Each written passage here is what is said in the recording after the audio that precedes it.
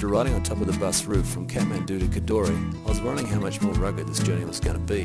But here we were, a small group of travellers consisting of 3 Americans and 2 Kiwis, about to cross the border into Tibet and somehow make our way to Lhasa. Today we're going to attempt to cross the border into Tibet. We took our bus ride up from Kathmandu yesterday, hence you've seen, and now I want to introduce the members of the group we're travelling with. Of course you know who I am. Excellent! Hi, I'm Cindy. Okay, my name is Lily Ship, and I'm Taiwanese American. Traveling here. If I say my name twice, 谢谢, that means thank you in Chinese. Hi, my name is Dan. I'm from New York. We're waiting for a landslide. Watch out for a spray coming your way. As a group, we all got on pretty well and enjoyed our time together. I still keep in touch every now and then with Cindy and Lily. Zhang Mu, and today we're going to head on our first day of our trip over into, where we're heading? What's the name of the place? Tingri, maybe. This is our Land Cruiser. We paid $1,000 for this to take us 5 days, possibly 6. Not really happy about it, but hopefully it'll get us there. We've been delayed right now due to a landslide. I hope we don't meet many more of those. Anyway, let's go have a closer look at this Land Cruiser. Yep. Okay, look in here, she looks like a bit of a beauty. Here's a few nuts and bolts. I'm sure she'll make it, no worries, mate. You know, beautiful story. Really? What would I know? Here, we'll make it work. And what's with the beard? I guess it was inspired by my great-grandfather, so as to look more dashing. No worries. Jeff just said I look like a goat. Finally, the landslide clears, and we hit the road travelling, first through some amazing terrain with deep valleys and fantastic waterfalls. The terrain eventually changed to terracotta-coloured dunes, with frozen waterfalls, as we went higher and higher.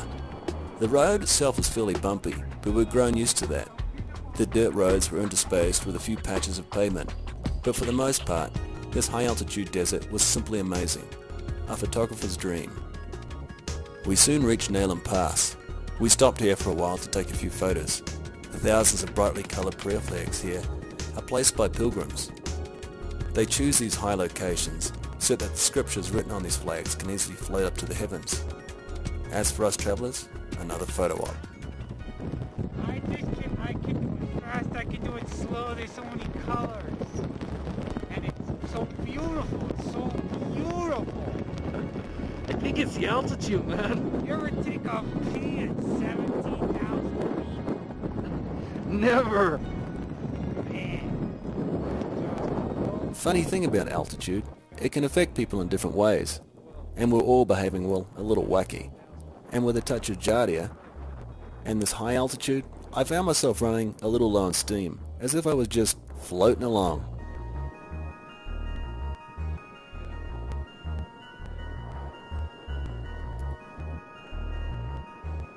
That night we reached Tingri for some yak momos and a good sleep. Well, we're on our second day, and I just climbed up this hill reasonably early in the morning just to view Everest from the other side, Tibet side. I hope I've got the right mountain. They did say the one on the furthest left, which is the one I was filming, and it's got the right shape at the top, so Everest for the second time. Excellent.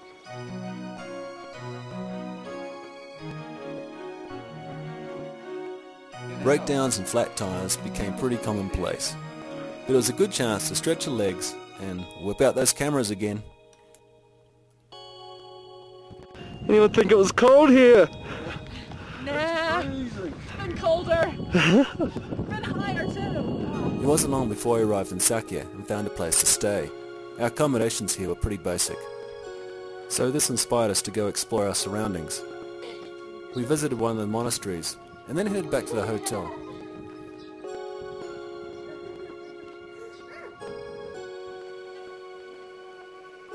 Dan here was obviously reading about the gold rush of the Old West.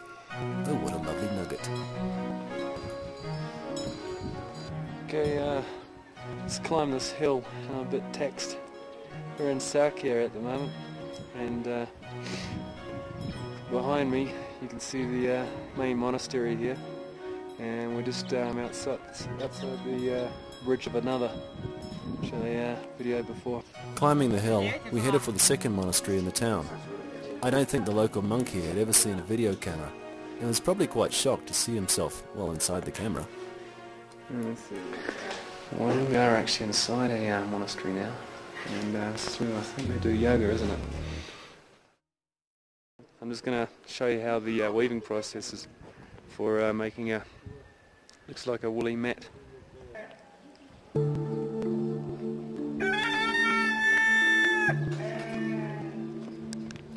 It still amazes me, no matter how many countries that were visited, this method, or ones close to it, are still used.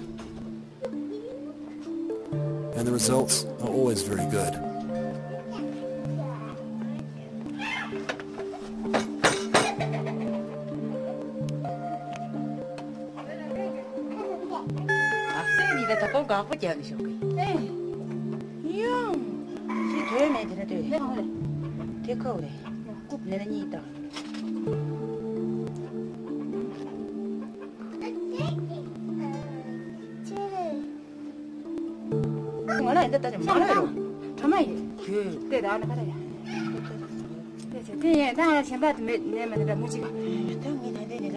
Okay, now for the final product. Looks not too bad.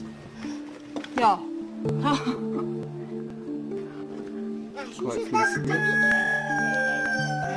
And here's the poor bugger that had to give up his wool. On the road again, and this time we're heading for Shigatse. Along the way, we encountered some Tibetan nomads. Life out here is indeed a struggle in this harsh environment on the high plateau. It's a place where the wind is in perpetual motion, and the temperatures can range anything from -40 to 60 degrees Fahrenheit. Their survival here depends heavily on what they can obtain from the yak, and that's everything from food to warmth and shelter. I guess living that nomadic life in the plateau also makes some worry people they don't know, like us. Some of the ruins that are in front of me. Some of the locals are staring at me right now thinking I'm a real nutcase, probably because I do look like a nutcase.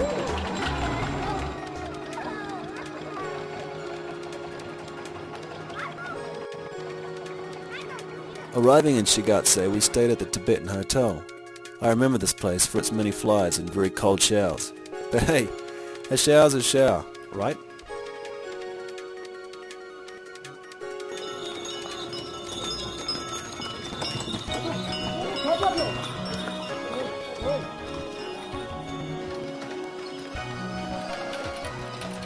At the time of the Chinese occupation in 1952, Yensi had a population of around 8,000 people, about the same as it has today.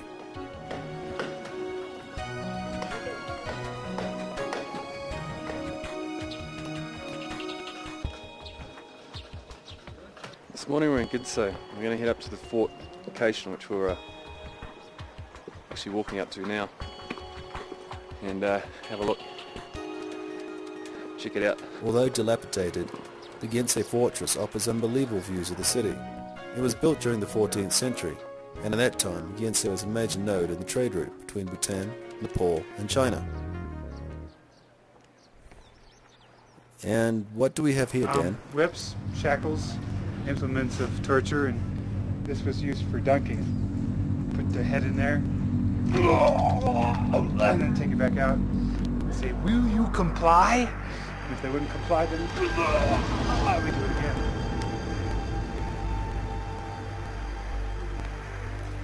Once arriving at the top of the fort, we visited the anti-British Imperialistic Museum, which gives the Chinese version of the Battle of 1904, during which the British invasion, the British took some 11 hours with the use of heavy artillery to break through the walls of the fortress and defeat some 500 Tibetan troops inside, who then retreated.